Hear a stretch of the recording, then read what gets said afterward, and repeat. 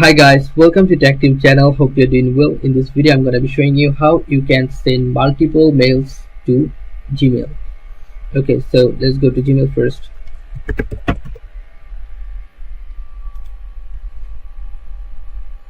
After logging to Gmail, choose your mail what you want to forward in multiple form like this. You can see here just the box, tick the box. Okay, now if you want to